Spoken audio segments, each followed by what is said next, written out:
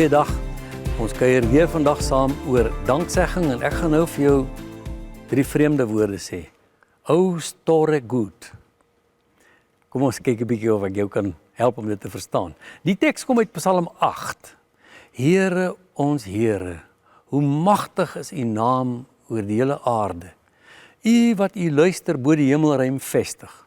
Psalm 8 uit die 2020 vertaling. O store good. Is daar enige iemand wat weet wat hierdie woorde beteken en uit watter taal uit dit kom? Ha, ek sien daar is iemand wat weet. Dis die Sweedse woorde van die heel eerste keer wat hierdie lied geskryf is. Ek gaan dit in Engels vir jou noem. How great thou art. O store good, how great thou art. Dit kom uit die jaar 1885. 'n man van Sweedse afkoms natuurlik met die naam Karel Boberg was op een Sondagmiddag te voet op pad huis toe na 'n middagdiens by sy kerk. Diep in gedagte hoor hy nog die kerkklokke lui toe hy op die horison 'n donderstorm sien opsteek. Helder weerligte het uit die donker wolke geblits en die donderslae het hard weer klink. 'n Verkwikkende reënbui het oor hom en sy vriende gespoel, maar was binne 'n kort tydjie was alles oor en die perfekte reënboog het oor hulle koppe gespan. Toe Karel Boberg tuiskom, het hy dadelik by 'n venster gaan staan om steeds die reënboog te bewonder. Verder af in die vallei het 'n baai soos 'n spieël die hemele weerkaats. Van die ander kant van die baai af het 'n voël se lied na hom toe aangesweef. Die kombinasie van hierdie uitsig, die ervaring van die storm en die naderdraai van die kerkdiens was die inspirasie wat hom die lied laat skryf het. Hy gee daarom toe dat sy gedagtes gelei is deur die pragtige woorde van Psalm 8. Dit het hom meegevoer om die heerlike naam van die Hemelse Vader groot te maak. Jy ken hierdie Psalm, wanneer ek na u hemelruim kyk, die werk van u vingers, die maan en die sterre wat u gevestig het. Wat is 'n mens dan dat u aan hom dink? 'n mensekind dat u aan hom aandag skenk. U laat hom net minder as sy hemelse wese gemaak. U het hom met eer en heerlikheid en majesteit gekroon. U laat hom heers oor die werk van die hande. Dis nou verse 4 tot 7. O Heer my God is nou in ons liedboek. As ek in eerbied wonder en al die handewerk aanskou, dan moet ek juig. Wat die saak verder intensifeer, is die feit dat die lied veral 'n tuiste gevind het in die ondergrondse kerk in Swede. Klink vreemd, nee? In Swede, 'n ondergrondse kerk. Daar was in die 1800s godsdienstige stryd tussen die baptiste en die sogenaamde sendingvriende. Die sendingvriende was 'n beweging wat hulle afgeskei het van die formele kerke tussen as gevolg van wat die geleerdes noem 'n pietistiese interpretasie van die skrif. Nou moet jy nie moeg maak oor hierdie term nie, maar aanvaar maar net dat die mense so ernstig was oor hulle oortuigings dat hulle met mekaar daaroor geveg het. Jou lewe kon op die spel kom. So ons vriend Karel Boberg het uit hierdie intense ervaring van die natuur en die kalmte daarna gevoel om die danksegging van sy hart uit te stort in 'n lied oor die grootheid van God. Maar daar's nog meer. Hierdie lied begin 'n pelgrimstog reg oor die wêreld.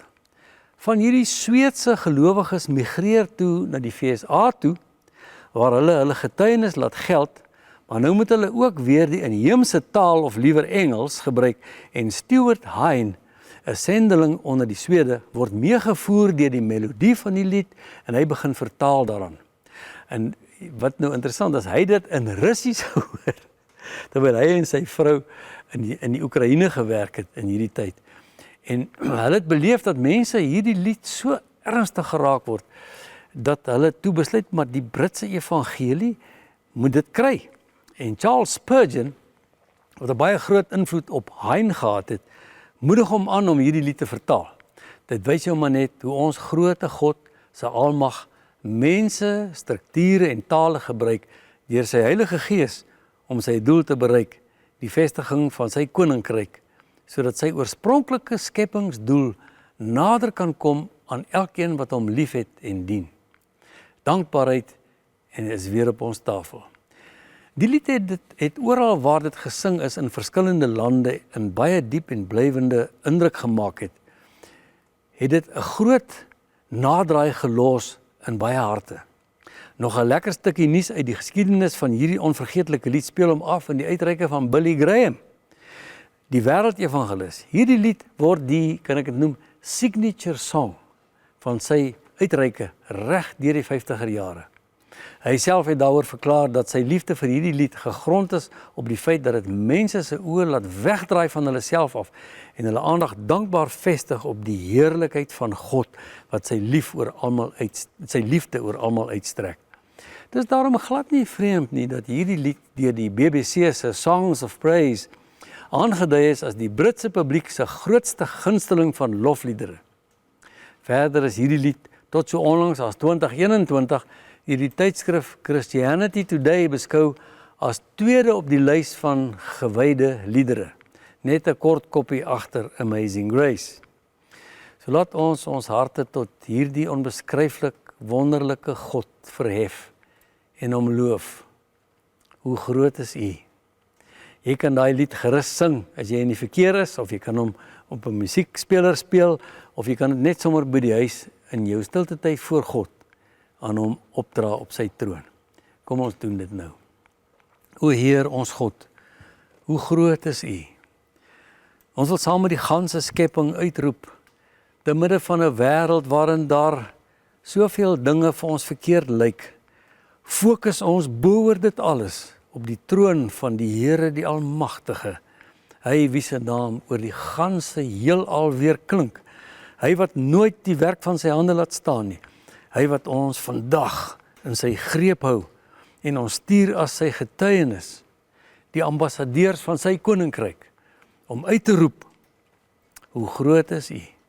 Lei ons daarin, Here, laat hierdie lied gehoor word deur ons lewe. In Jesus se naam, amen.